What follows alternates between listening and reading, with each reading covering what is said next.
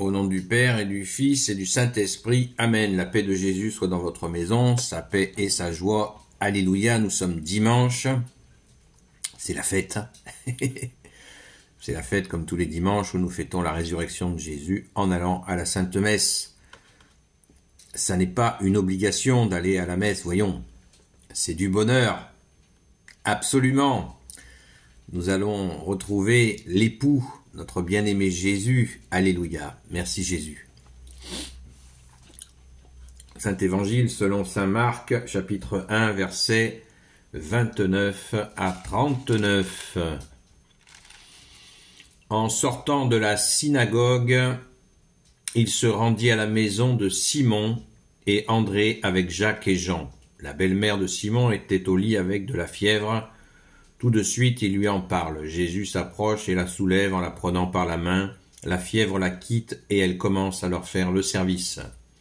Au soir, dès que le soleil fut couché, on commença à lui amener tous ceux qui souffraient de maladies ou de démons. La ville entière se pressait devant sa porte. Jésus guérit de nombreux malades atteints de diverses maladies et chassa de nombreux démons. Mais il ne laissait pas parler les démons car il l'avait reconnu. Au petit matin, alors qu'il faisait encore nuit, Jésus se leva, sortit et s'en alla dans un lieu désert. Il y resta en prière. Simon et ses compagnons se mettent à sa recherche et quand ils le trouvent, ils lui disent « Tout le monde te cherche ». Il leur dit alors « Sortons d'ici, allons au village voisin pour que j'y prêche. Aussi, c'est pour cela que je suis sorti. » Il alla donc prêcher dans leur synagogue. Par toute la Galilée, il chassait aussi les démons. Amen, alléluia. On voit que Jésus y chôme pas. Vous voyez, Jésus ne peut pas se faire enfermer par un groupe. Ah, on a un super guérisseur intersidéral. On le tient. Il soigne ma belle-mère, il est là, il guérit les gens, il est à la maison, tout le monde est à nos pieds, et c'est magnifique, et pourvu que ça dure. C'est pas comme ça que ça se passe. Avec Jésus, Jésus leur dit, sortons d'ici, verset 38, sortons d'ici, allons au village voisin, pour que j'y prêche aussi, c'est pour cela que je suis sorti. Alléluia.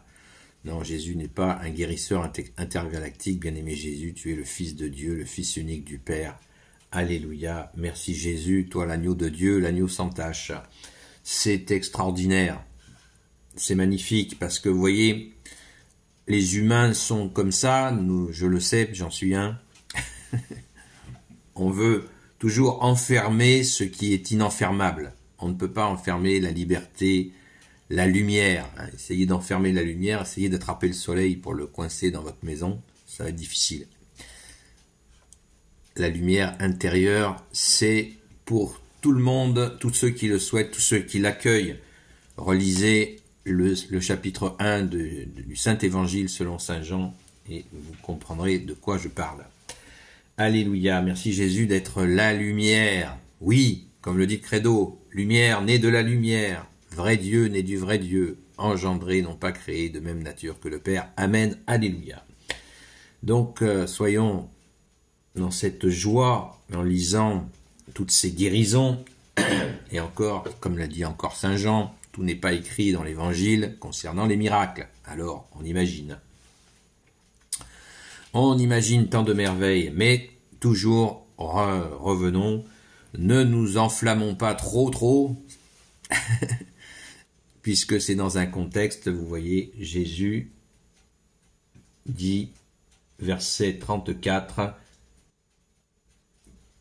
qu'il chassa, on nous dit qu'il chassa de nombreux démons, mais il ne laissait pas parler les démons, car il l'avait reconnu. Oui. Les démons ont compris que c'est Jésus qui est là, le Fils de Dieu.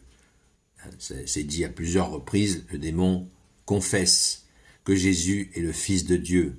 C'est proprement hallucinant. Et là, Jésus est en Galilée, il ne veut pas d'émeute, je vous le rappelle sans cesse pourquoi, il ne veut pas que les Romains interprètent cette foule qui suit Jésus comme une émeute contre l'occupant romain.